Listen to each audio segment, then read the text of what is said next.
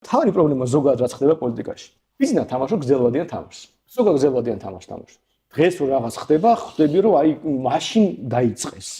ყველაფერს აკეთებს ქართული ოცნები, ვიცი რომ აკეთხარეს. არასდროს არანაირი გრძელვადიანი თამაში არ დაიწყოს. ქიმიური იარაღიო კაცო და ისეთ ერთ კვირა გასტანა. აი თუ ქიმიური იარაღია მდენსვატი რა რაღა ერთი კვირა კაცო, ქიმიური როგორ შეიძლება აპატიო ვინმეს საერთოდ. ხო და ან გაერკვიო ქიმიური იარაღი იყო თუ არა. ან მაშინ რაღაც სხვა პრობლემა გაქვს, ხო?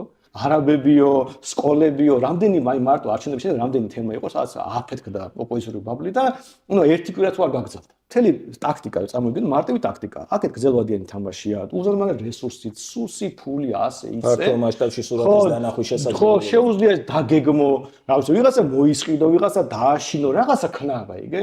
და თან ფულია ჩასხმული იმაში, რომ აქეთ რამე შეთხოთ არ დაალაგდეს. აი მე და ანი რო შეგვიძლია ერთმანეთს ვეჩხუბო, წამოიგინე, ხო? აი ყველაზე კარგი ურთიერთობა გვაქვს, შეიძლება რაღაც აი როდის ვიჩხუბე? ნუ აი პირობითად რა, რაღაც ვიკამათოთ, ხო? ხა წამოიგინე მე რა ემოციით შეიძლება ველაპარაკო, რა ვიცი, ახლებს. აი ხო მაგათ ხო აი უბრალოდ შვიდად ვაფშე ვერ დაველაპარაკე, იმდენი პრეტენზია მაქვს, ხა იგე, მაგრამ რაც უფრო შორს შევალთ ამ თამაშში. ხო მით უფრო მეტი დაგროვდება. ხო მით უფრო რთული იქნება და ვიღაცა ეთქოს რომ თქვენ ახლა მარტო თქვენი ერთმანეთის ჭამის მეტი არ იცით. კაცო, უნდა გადავჭამოთ რაღაც მომენტში. გავერკვიოთ, კაცო. ჩვენ სამში თუ ვიღაც მოღალატეა, ხო უნდა გავერკვიოთ. რა შეჭდება თქვენი ერთობა? გავანებე თქვენი ერთობით და მე უკვე დავწუნდი. იმიტომაც ვართ მარტო, ამიტომაც აღარ გვით რომ გავანებეთ ამ ოპოზიციას თავი, ჩვენ თავს მივხედავ. იმიტომაც უკვე აუტანელია. იაგო რო ამბობს რომ ყველა მოსყიდული არის, კომპლიმენტია, გაიგე? იმიტომ რომ მაშინ დებილები ხართ, უნდა ეთქვა. რა შანსი მაქვს, რა დაცვის შესაძლებლობა მაქვს? მე მარტო ყველასთან, ქოცებთან, ნაცებთან, ყველასთან ურთიერთობა მაქვს, ესა საჯარო. აი მაშინ მიშასთან რა შევიდა იაგო. ჩუმად რო გაეკეთებინა ის. ხო შეიძლება თეორიულად, კაი კონცეფცია შეიძლება გამოვიტანოთ ეს რა ესოდნებათ.